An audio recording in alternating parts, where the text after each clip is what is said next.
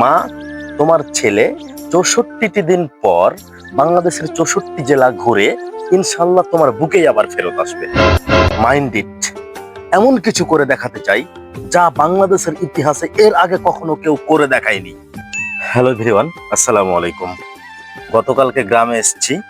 গ্রামে এসে মায়ের হাতের বানানো পায়েস খাচ্ছি এবং আপনাদের সামনে এসেছি বিগ অ্যানাউন্সমেন্ট দিতে, কিছু কথা বলতে। আসলে সত্যি বলতে কন্টেন্ট ক্রিয়েশনের জার্নিটা এতটাও সহজ না।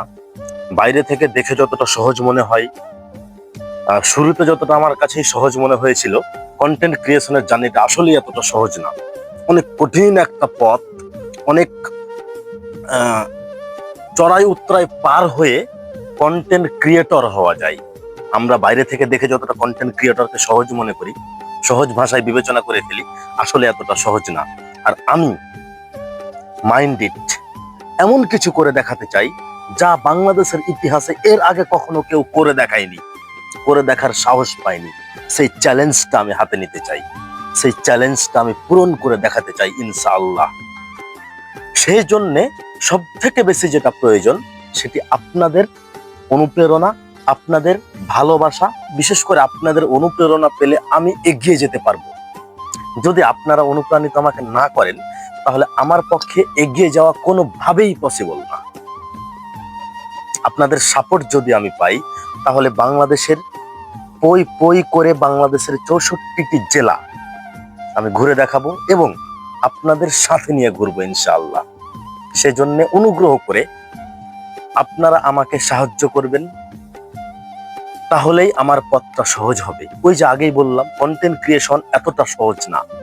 শুরুতে আমি যতটা সহজ মনে করেছিলাম, যতগুলা সিঁড়ি উঠছি তত কঠিন থেকে কঠিনতর হয়ে উঠছে। আর এই কঠিনকে সহজ করতেই কিছু ক্রাইটেরিয়া আছে আমার। আমি ঘোষণা দিয়েছি এবং আমি বলেছি ইনশাআল্লাহ ঈদুল আজহার পরে আমি বেরিয়ে পড়বো বাংলাদেশের 64টি জেলার উদ্দেশ্যে। সেই ক্রাইটেরিয়া কিছু জিনিস পূরণ করতে আমার বাড়ি আসা। বিশেষ করে সব থেকে বড় যেটি বাধা ছিল আমার, এই জন্যে সব থেকে বড় যেটি বাধা সেটি আব্বা বা আম্মার অনুমতি। আমি মাকে কোনোভাবেই বোঝাতে পারছি না যে মা তোমার ছেলে 64টি দিন পর তোমার বুকেই আবার ফিরে আসবে, তোমার কাছেই আবার ফিরে আসবে। এই জিনিসটা বোঝাতেই আমার 2টি মাস কেটে গেছে। শেষ পর্যন্ত আমি মাকে বোঝাতে সক্ষম হয়েছি, আমি আব্বাকে কনভিন্স করতে পেরেছি শেষ পর্যন্ত। এবং দৃঢ় মনে শপথ নিয়েছি আমি বাংলাদেশের 64টি জেলা ঘুরবো, প্রতিটি জেলায় একটি করে রাত কাটাবো এবং এইটি হবে শূন্য পকেটে বাংলাদেশ ভ্রমণ। আমি ভ্রমণ থেকে শুরু করে, খাওয়া দাওয়া থেকে শুরু করে, হোটেলে রাত্রি যাপন পর্যন্ত একটি নিজের টাকা, নিজের পকেটের একটি টাকাও খরচ করে দেখবো না, খরচ করব না।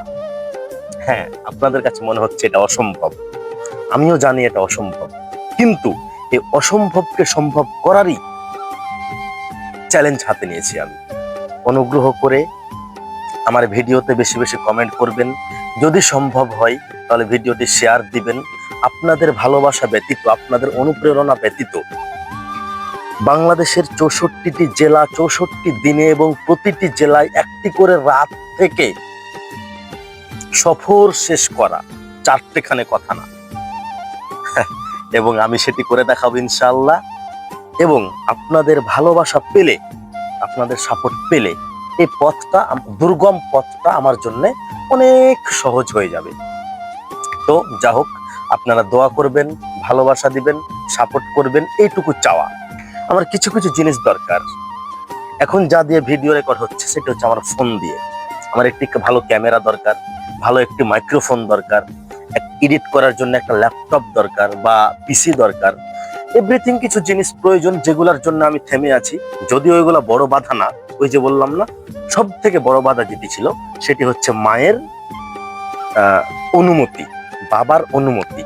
আলহামদুলিল্লাহ এটি আমি অর্জন করতে পেরেছি এবং বোঝাতে সক্ষম হয়েছি যে মা তোমার ছেলে 64টি দিন পর বাংলাদেশের 64 জেলা ঘুরে ইনশাআল্লাহ তোমার বুকেই আবার ফেরত আসবে।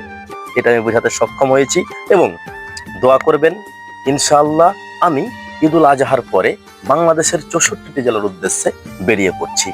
দেখা হচ্ছে বাংলাদেশ 64টি জেলার প্রতিটি জেলায়, প্রতিটি জেলার মানুষের সাথে।